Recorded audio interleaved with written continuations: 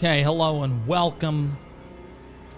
Shooting this video to show off this Barbarian build. Someone had asked to see it and didn't believe me that it was doing pretty good. So what we're doing is running a tier 28 and level 70. So everything here is 10 levels higher than me. This is a nightmare dungeon, and yeah, we're just pretty much going to have a good old time killing monsters like I normally do. So the idea behind this build is essentially it's a walking arsenal build. We have things like Maelstrom, which does this, i.e. murders everything in sight, which is wonderful. And the idea is that I hardly ever use my upheaval, but when I do, it hurts. Ooh, nice. So we got ourselves a little bit of an extra challenge, yay. So it just always does tons of damage when I use it. And I build up Fortify by gaining my Fury here. And that also empowers my next core skill every time I do that. Up to, I think, 45% on my current aspect. I think it's it could go higher. I think it can go up to 60. So that's really good.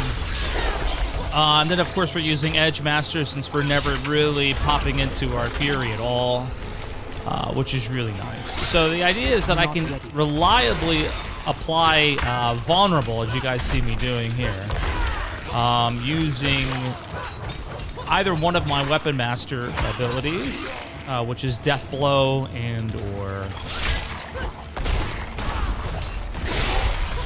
the Steel Grasp. And didn't quite get it fast enough to get the big chest, but that's okay. I'm fighting stuff that's 12 levels ahead of me. I really don't care. I remember killing well enough.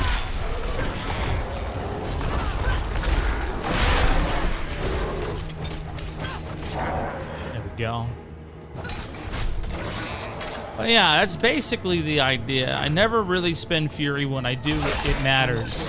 Now, as far as the build is currently concerned, what's happening with it is that I'm not anywhere near optimized.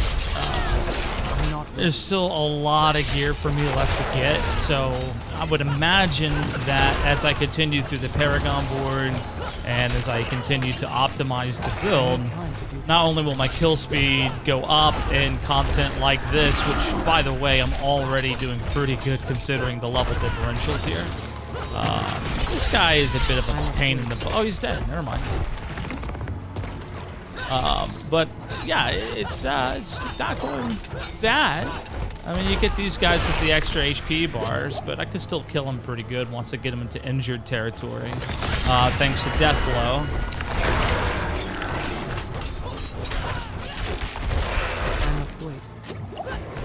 So Ground Stomp is really good. It synergizes with the build very well because it resets the cooldown of my ultimate, as you can see there. For those who aren't aware of what Walking Arsenal does, is essentially every time I use any one of my weapon types, the dual-handed, the two-handed weapon, and then, of course, the bludgeoning weapon, I get a 10% multiplicative bonus to all of my damage. So I'm always hitting quite hard, but when I have all three at the same time, which is pretty much always, and that's getting a buff soon. Oh, by the way, this entire build is getting a buff soon, so that's nice. Pretty much everything I do is getting a buff. It's just going to get even better and even stronger. So the reason why someone wanted to see this build is because they didn't quite believe me that you didn't need... here's my bad guy up here. Got to go ahead and take care of him to get rid of that armor buff that everybody has. And then, of course, I get CC'd a little bit here, but that's all right. Nothing I can't handle. Was that basically I needed that we need shouts in order to play Barbarian. And so in order to take something that would reliably apply Vulnerable, like Steel Grass, like what I just did there, I would need to quote-unquote break my build. And I just don't think that's the case.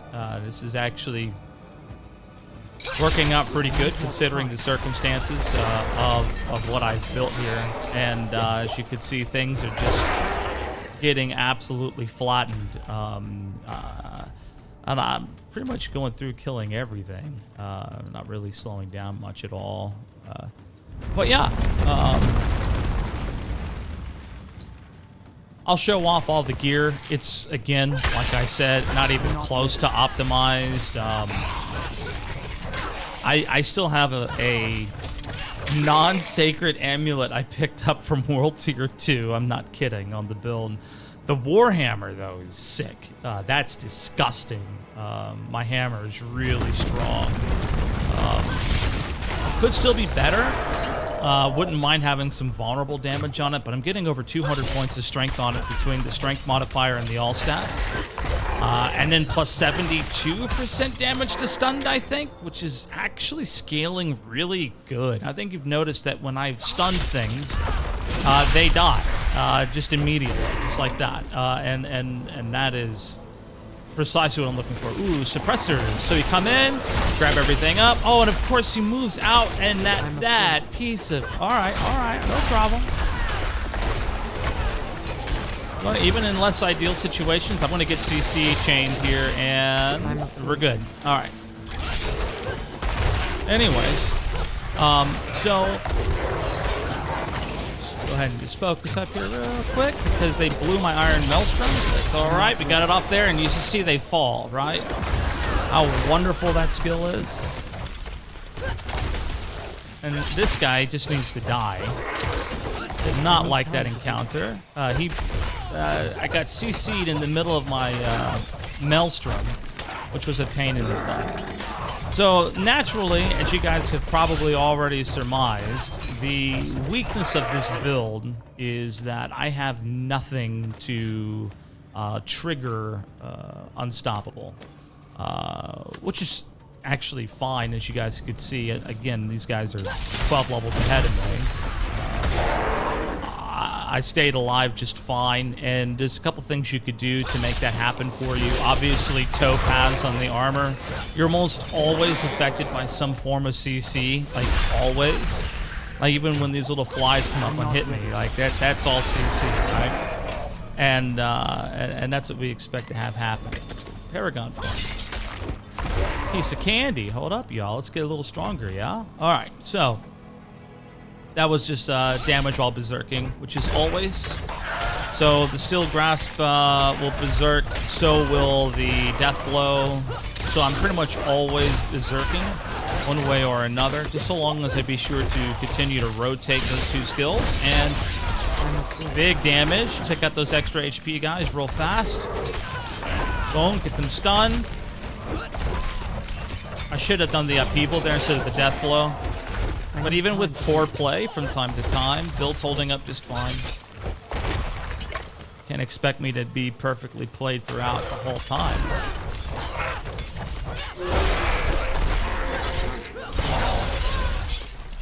That was a wasted maelstrom, but that's all right. I was really hoping for a cursed chest there. Oh well. Anyways, we got one more high priest to kill. Where are you? Are you up here? I think he's up here. I'm not ready.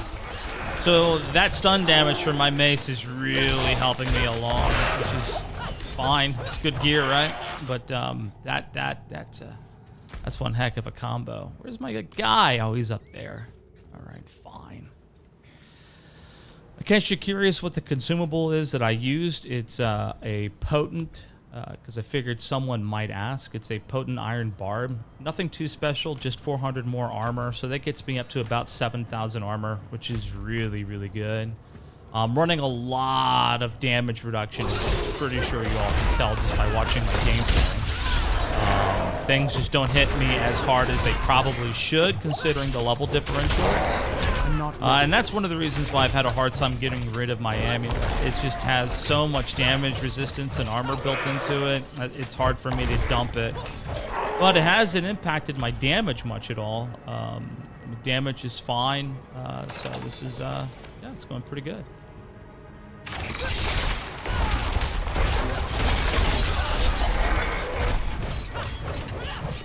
Everything dies but this one dude. Oh, you. Come here. I need time. Not. Thank you. Anyways. Probably didn't need those elixirs.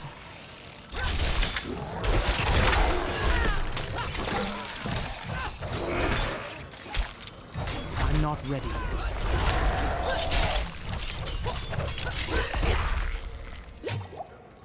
Maybe I should let one of these corpse bows hit me from off screen for a little bit. That's a common complaint I see a lot of times about the game. Oh, you got all this damage that's coming to you from off screen, and you'll just get one shot by it. I haven't had that experience, at least not on Barbarian, and that has not happened to me, not even remotely close. Maybe I might find one I can demonstrate and just let it shoot me for a little bit. Oh, wow, that was a really bad grasp.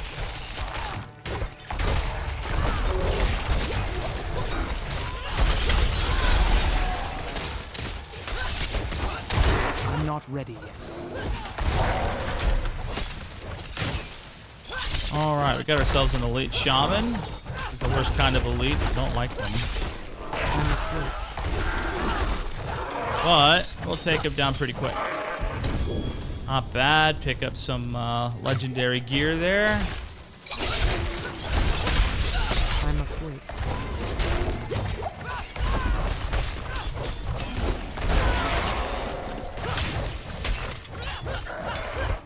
And of course, you got yourself a little bit of extra HP there, and you're I dead. need more time. So by using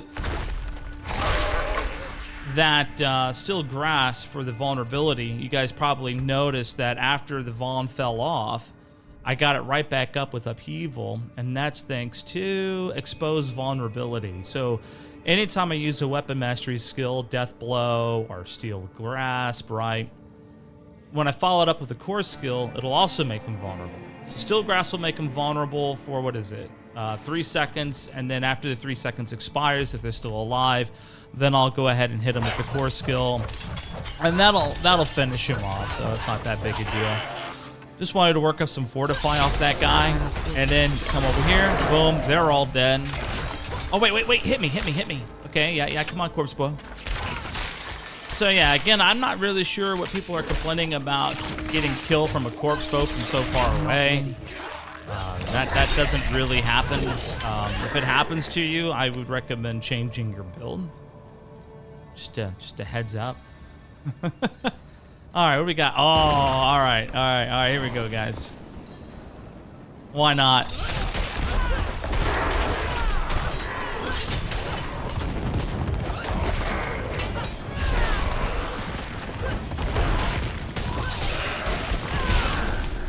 I'm afraid.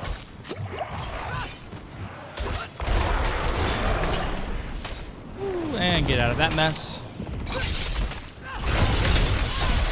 Play a little cleanup.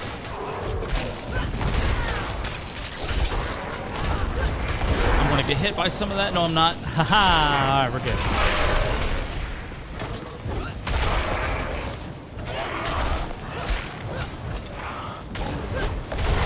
I'm afraid.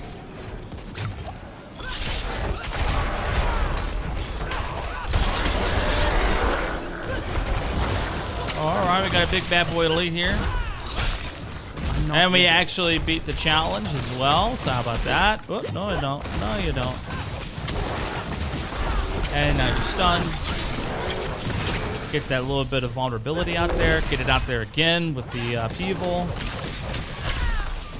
And then another vulnerable stack, but he's dead. So there you go. So every single time you pop a weapon mastery skill, you're going to get vulnerability stacks. And it just... It's wonderful in every way. I might as well pick these up. Ain't like I'm going to get a full inventory or anything.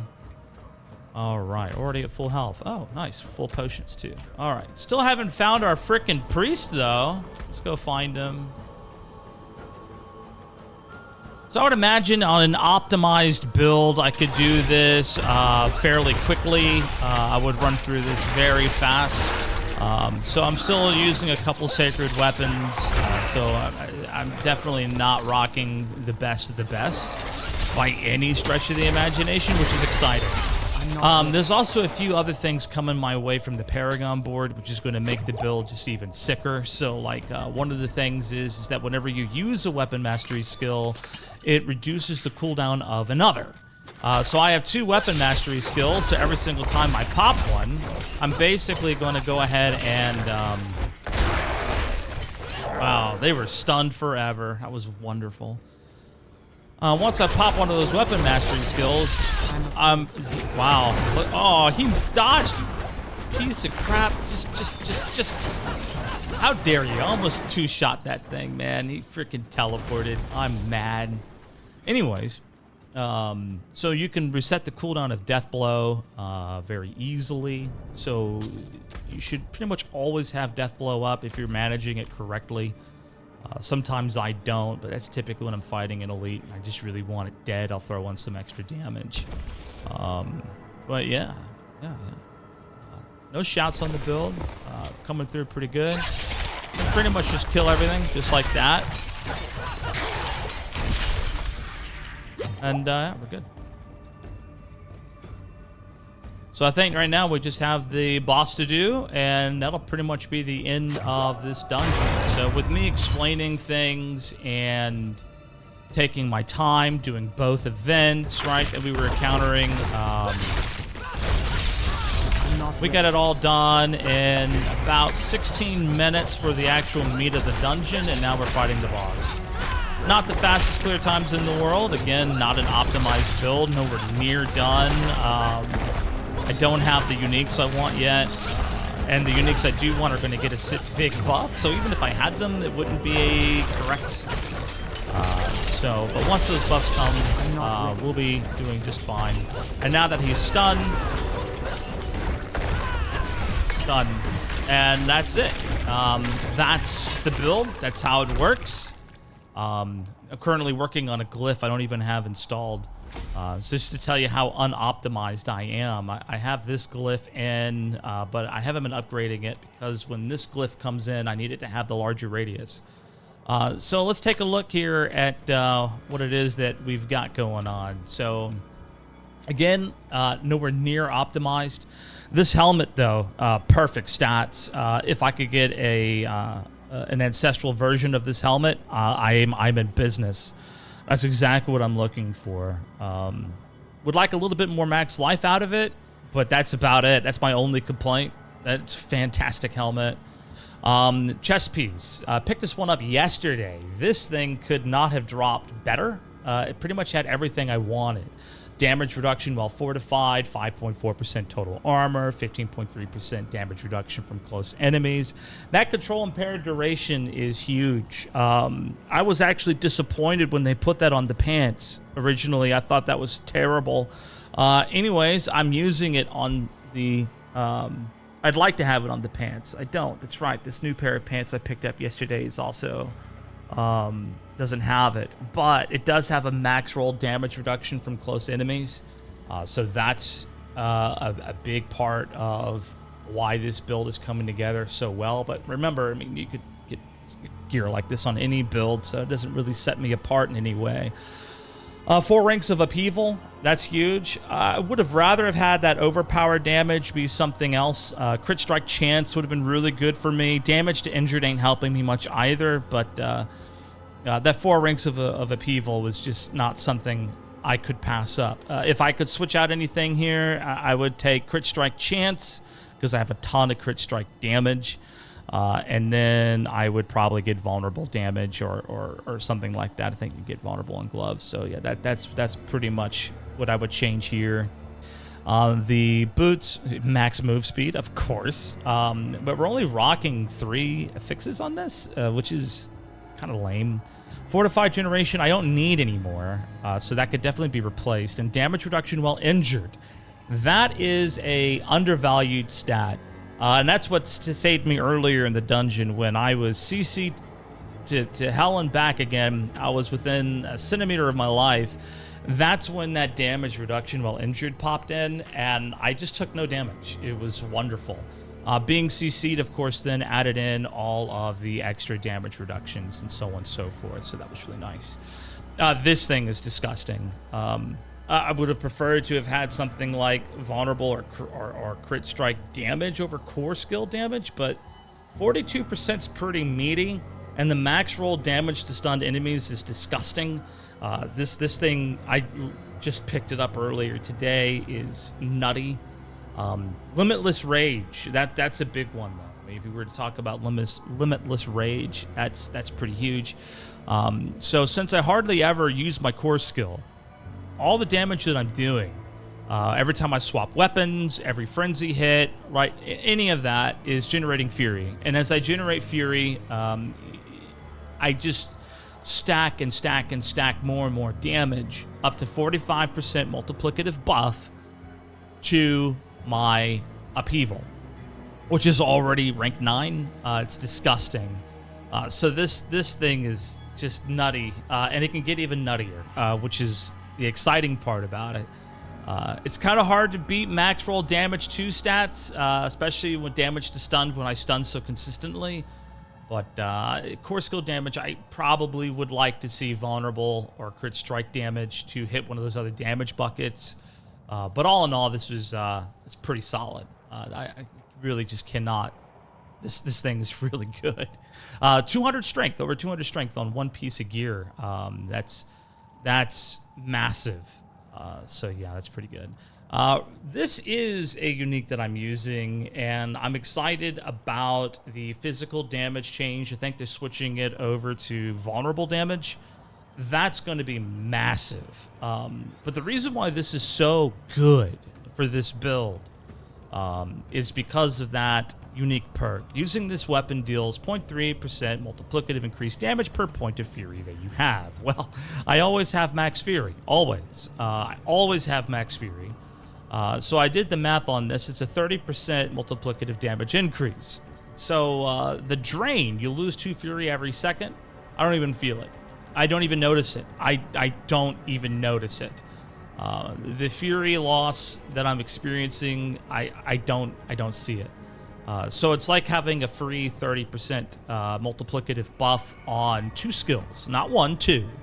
Of course, I get it on Frenzy, which is what actually uses that sword, but I also get it on Iron Maelstrom because this skill uses my dual-wield weapons. And what I've observed is that so long as that sword is equipped, that multiplicative bonus applies across the entire Maelstrom. So it just rocks. That's really, really good. This is just something I picked up. It had a really decent roll. It had vulnerable damage, max rolled. So, yeah, I'm going to take that. Strength is always nice. Overpower, I have too much of this. I would really like to trade that out for something else. But on a sword like this with crit strike damage, overpowered damage, core stat, and vulnerable damage, how can you say no? Especially when your vulnerable damage is maxed. So, yeah, that hits 4 different damage buckets on one item. That is just really good. This is Schmitty. This could be better. So it's a sacred weapon. Okay, cool. Damage to close enemies max rolled. It's really nice. The damage to injured, I really don't care too terribly much for that. It helps with the death blows, but I've actually found damage to healthy to be better. And the reason why is because I can just one-shot everything with Death Blow. So I am missing my axes in the dual wield section. And the reason why I am using this is because of the damage to injured. 60% bonus on the natural effects that you get on every spear. And that's for Death Blow, and this is my Death Blow weapon. But that's really nice. Now, as far as the other things go, this is just, it was just too good. I couldn't pass it up. It had a max roll total armor. Not the best damage reduction from close. It's okay. But then it had a max roll damage reduction. So I equipped this back in World Tier 2. And I have not found anything better. So I have just been holding on to this, really hoping for a new one that would be comparable. This is just too good. And since resistances are broke for the foreseeable future, I don't care that I am way over leveling this particular piece of gear. that's fine. I do not have Ignore Pain or Barber, both of which would make this build pop off in more than one way. At this point, I'm leaning towards Barber because of my crit strike chance. It's really, really high, especially as we start optimizing the build. But I'll take this. Every once in a while, I just attack really fast. Sometimes I restore my my resource to full. Sometimes I have a barrier. That barrier is worthless these days, but okay, sure, I have a barrier. It's not the best, but it is what it is. This thing is dope. So, the max life on the 727, just, yeah, max life is huge. It's, again, another insanely undervalued stat. Damage while berserking, I don't care too terribly much for. I really wanted the crit strike chance roll to be a bit higher. The lucky hit, that's purely just to try to trigger this. The lucky hit stats, that hits on all of the weapons. There's usually a lucky hit attached to your expertise. So that's okay. Would prefer something else, but that's okay. Fortified generation, I don't think I need that much anymore, considering how much I actually generate fury these days. I generate a ton of fury. I don't think I need this anymore. Or rage, what do they call it? Fury. They call it fury, yeah. Physical damage could have been better, but hey, 18.8%, sure, I'll take it. And then crit strike damage, crit strike chance. I really want a higher crit strike chance. So that's the gear. All in all, it looks pretty good. Big thing, technique. Vulnerable to enemies, right? 15% multiplicative increased damage to vulnerable. Put that in this slot. Since we do not care about generating fury, because we have a ton of it all the time, I don't need a two-handed mace expertise in here, which is what a lot of people do. It triggers off a lucky hit, which is a silly way to build and maintain fury, but I notice a lot of people go with this. It's, again, silly. The 10% increased critical strike chance against vulnerable enemies, that's when you actually wield it. I am really leaning towards this, going back to a two-handed axe as opposed to the polearm. The reason why I like the polearm is because I deal more damage. 10% multiplicative while healthy. Certainly not bad. And the lucky hit chance helps me proc some stuff, which is really nice. But that's definitely something I can consider switching back to the two-handed axe. So I am thinking about that. The one-handed swords are pretty cool. I like this. Killing a crowd-controlled enemy grants 15% increased attack speed for 3 seconds. Double this amount when using 2 swords. So I'm going to get 30% increased attack speed. I really got to force the kill on it, but since the two-handed, the dual-wielded swords are the last weapon used on Iron Maelstrom, that usually kills. And the first hit stuns. So I trigger this an awful lot if I can get the... actually, I don't know if that has anything to do with lucky hit. I don't think it does. I don't think that's a lucky hit at all.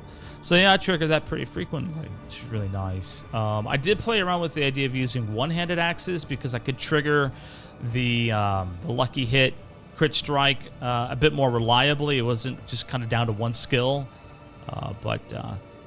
The swords have been working out pretty good. So that has been working out just exceptionally well. Two-handed sword's worthless to me. I don't bleed. The one-handed mace is interesting because it increases my damage to stunned enemies, which is really nice, and that would work with Iron Maelstrom quite a bit. But I just feel like the attack speed is really what makes things kind of swim and flow. So... all in all, that's the build, y'all. Just a quick peek at the skill tree so everybody could see that as well. Yeah, nothing too fancy on the Frenzy, and it still packs a punch. And then, of course, we have our... Then, of course, we have our Upheaval. Just 1 point of ground stomp. That's all you really need. It comes off cooldown frequently enough. That's a big one, reducing the cooldown of your ultimate skill by 1. It's really, really nice. And we pretty much skip most everything here. Of course, we're going to get our damage reduction against elites. A little bit of extra life never hurts, but it's required in order to grab that one part.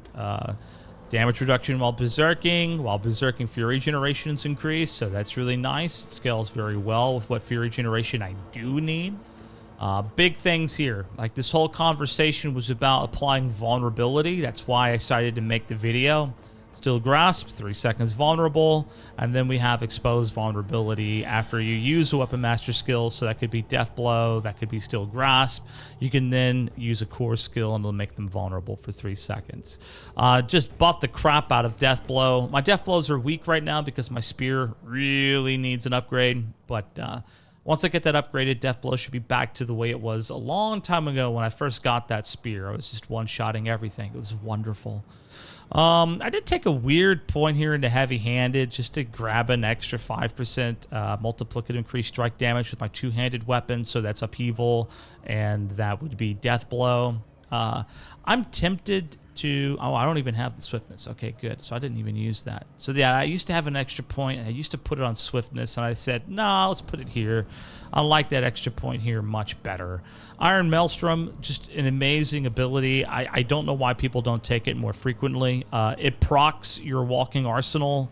Every single weapon hits, so it fully procs it. So after you're done doing this, you have like a 45% multiplicative damage increase, which is nutty. And then, of course, you gain critical strike chance and strike damage. So you're pretty much always critting with this thing. And then finally, we're going to deal direct damage to an enemy after Maelstrom's cooldown by 1 second. We have Furious Impulse. Each time you swap weapons, gain 6 Fury. That's huge. That's our big Fury generator outside of the ring that gives it to me. The board here, pretty straightforward. We're using Might for the 8% multiplicative damage increase for both my axe and my hammer. So that works real good. And also, it buffs the magic node. So I'm going to get bonus physical damage, which is really nice, as well as bonus armor, which is really nice. We do get some bonus dexterity and willpower, but not much. And this is upgraded to level 15, so that's a pretty good one. This one, just for survivability, I wanted to get some damage reduction for Fortify. I have it. And since I'm always fortified, the flat damage increase was pretty nice too. I'm thinking this might be replaceable. If I took like Ignore Pain, I could probably put something else in this slot. But for now, I wanted to play around with this so I could push higher level content and not get squashed. And that's been working pretty good. And then as we come on over into here, we're going to put Mortal Draw. And Mortal Draw is huge. Just to kind of put this into perspective, swapping weapon skills has an 18% chance to cause the skill's damage to critically strike. So I swap weapons all the time, so that's almost an always 18% chance to crit. And then skills that swap to a different weapon deal 8.9% increased damage. Walking Arsenal swaps to a different weapon for every part of the hit, so that'll trigger very nicely. And that'll also pretty much guarantee critting with Maelstrom, which is really nice. So I'm actually leveling up Mortal Draw. I don't even have it on my board yet. But when I get it in there, I need it to be level 15 so I can trigger that additional bonus. So I just started leveling it up already. We're at level 10 on it. So that's coming along pretty good. Some of the big notes here, of course, is damage while berserking. Not bad. Wouldn't mind something else, but that's pretty good. Critical strike damage with one-handed weapons. That last hit of Frenzy is the hardest. It hits the hardest. I've seen that thing hit 6 times for 70,000 points of damage each, that's against these monsters. So it's pretty strong. Then, of course, we get our damage reduction from close, which is always huge. Yeah, we want that. We get Flawless Technique that increases our crit strike chance whenever I hit with a one-handed weapon, so that's pretty much all the time. And we will be picking up this one as well. While berserking, critical strikes increase your attack speed. So I'm always berserking and I'm always critting, so now we're just getting an additional flat 8% attack speed increase for 6 seconds, which is pretty easy for me to trigger. So yeah, let's take it. I'll take the attack speed increase. None of the Paragon legendary nodes seem that exciting to me, but it's considering that we can take on extra aspects from the weapons, it's almost a fair trade. Almost a fair trade. Wouldn't mind seeing some more exciting nodes, but that's it. All right, everybody, this video has gone on for about 34 minutes. Wanted to just quickly show off the gameplay and prove that, yeah, you can play the game, challenging content. 12 levels above your own, even at level 70 without any shouts. And with a non-optimized build, yeah, it works out pretty good. I'll put a link into the build in the description down below the video. And I suppose I should do the normal YouTuber thing, even though I haven't done this in forever, and say, leave a like and subscribe if you want to see more. But I make no promises. All right, everybody. You have a good one. Hope you enjoyed the video.